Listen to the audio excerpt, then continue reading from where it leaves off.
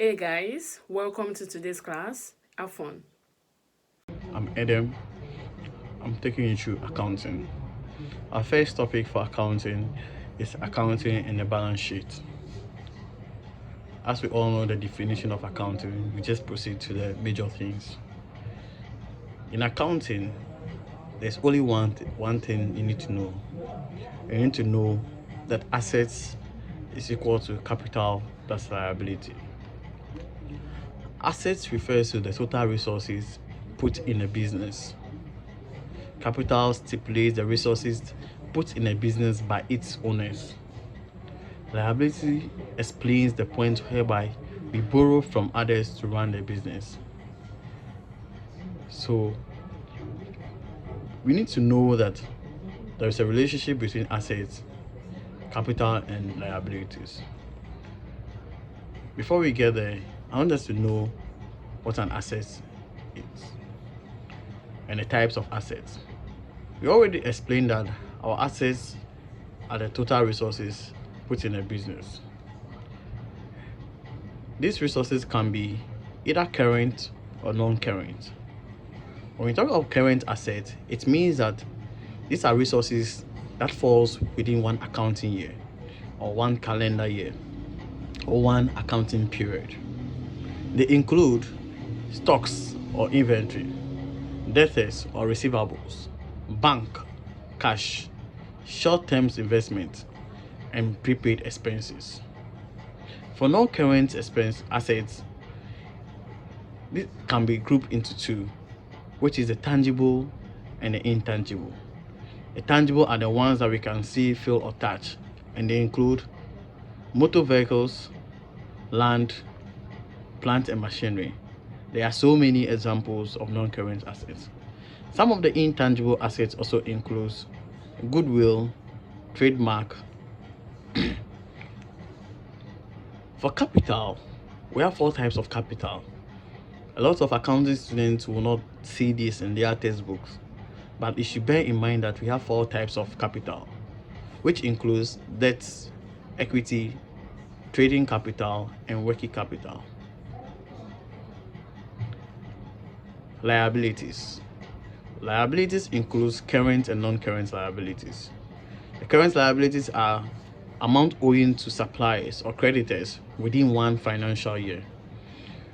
And the non-current liabilities are more than one financial year. The current liabilities includes payables, overdraft, customer deposits, accrued expenses. A non-current liability also includes debenture, bonds, long-term loans, long-term lease. There are so many examples which you come across in your textbooks. Now, we go to the core thing. We call something the golden rule. A lot of accounting students know what the golden rule is. It states that every debit entry must have a corresponding credit entry. It says the same thing that every credit entry must also have a debit entry. You have to know this thing very well because it forms the basis of accounting. You have to know that you have to debit the receiver and credit the giver. So anything that comes to someone, which is the receiver, you need to debit it. And anything that goes out, you need to credit it. This should be something to you must bookmark this thing in your mind because it will help you to solve a lot of accounting questions.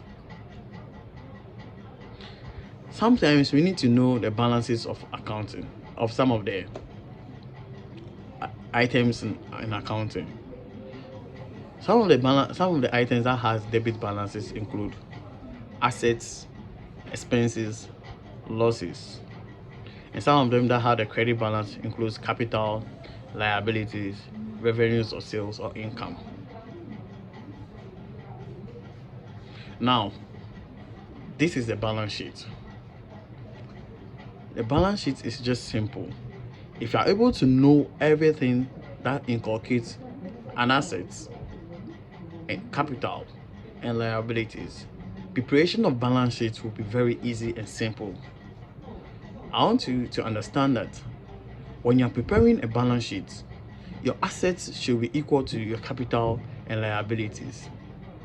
Once it doesn't tally, it means that there's a problem somewhere. So I urge all my students to know what inculcates or what comprises of current assets and non-current liabilities, because questions will be put across and you need to figure out what entails this very thing. I want to give you an assignment because this is the first day of our lesson.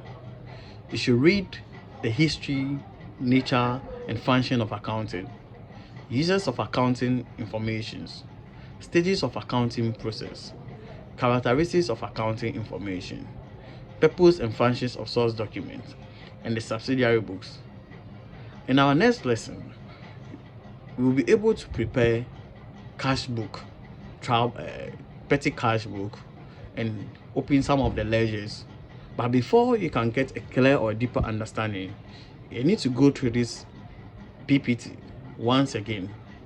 Make it your daily bread. Understand it, chew it, mow it, and at the end, you find accounting very simple. Thank you for spending your time with me. God richly bless you. See you in the next class. Bye.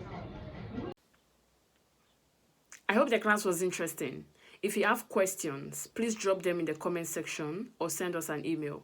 We will love to help you further. See you in the next class.